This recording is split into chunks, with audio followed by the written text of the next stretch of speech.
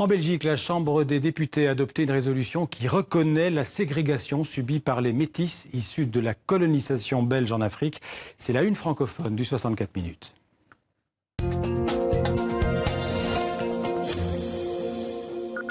Cette résolution concerne donc les métis nés pendant la période coloniale belge au Congo, au Rwanda et au Burundi. En duplex avec nous de Bruxelles, Assoumani Boudagua. Bonsoir, vous êtes l'auteur du livre Noir, Blanc, Métis, la Belgique et la ségrégation des métis. Qui sont ces enfants métis et combien sont-ils aujourd'hui concernés par cette résolution parlementaire? Bonsoir et surtout merci de m'avoir réinvité à votre émission. Il a toujours été très difficile de déterminer le nombre exact des métis nés pendant la période coloniale belge au Rwanda, au Burundi et au Congo. Le chiffre le plus précis dont je dispose date de 1947.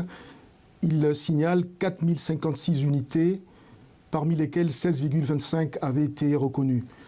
Mais on admet généralement qu'il devrait y en avoir entre 10 000 et 12 000, mais le nombre en soi-même n'a pas beaucoup d'importance. Ce qui est important, c'est ce qui s'est passé notamment hier au Parlement, cette unanimité pour reconnaître la ségrégation dont les métis du Congo belge et du Rwanda Burundi ont été l'objet, pour reconnaître les enlèvements forcés qui ont accompagné cette ségrégation et aussi la souffrance de ces femmes, de ces mères noires dont les droits ont été déniés et qui ont été plus ou moins remis à leur dignité hier par l'Assemblée à l'unanimité, majorité, opposition confondue. Pourquoi ces enfants ont-ils été enlevés à leur mère au moment de l'indépendance et envoyés dans des orphelinats en Belgique?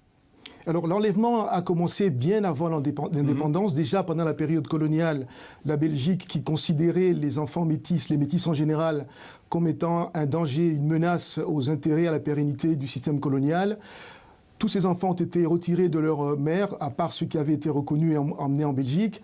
Et ces enfants ont été placés dans des orphelinats, des internats, des asiles philanthropiques, souvent très très loin de l'endroit où ils étaient nés. Oui, ce sont des placements d'ailleurs ce sont des placements qui ont souvent été faits d'ailleurs par l'intermédiaire de l'Église catholique.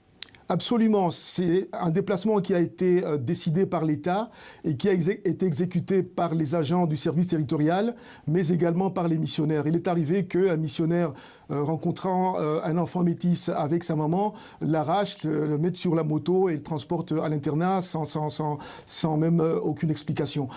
Donc je parlais de ce premier mouvement d'enlèvement, retirer les enfants de leur mère et de leur famille africaine pour les amener dans des orphelinats. Et puis il y a ce transfert qui s'est opéré entre 59 et 62 et même au-delà, qui a concerné principalement les métis qui étaient encore dans les internats en activité, notamment au Rwanda, à Save au Rwanda, notamment à Ndoluma dans le Nord Kivu et au Katanga à Lubumbashi.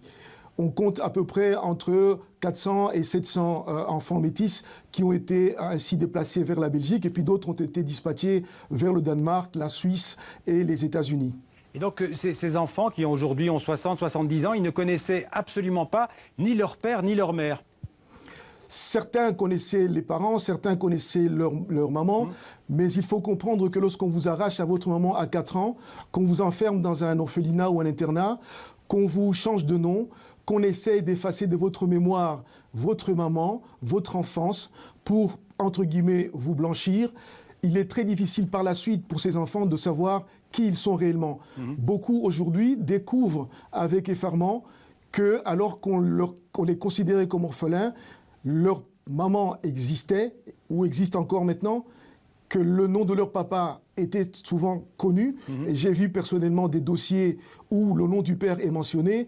Et quand à 67 ans, 70 ans, vous apprenez quel est le nom de votre père, que vous apprenez que vous avez des frères et des sœurs qui habitent à quelques 50 km de là où vous êtes, cela perturbe profondément. Assoumani Boudagua, la résolution prévoit éventuellement, enfin demande l'obtention d'une réparation des préjudices subis. C'est très important évidemment.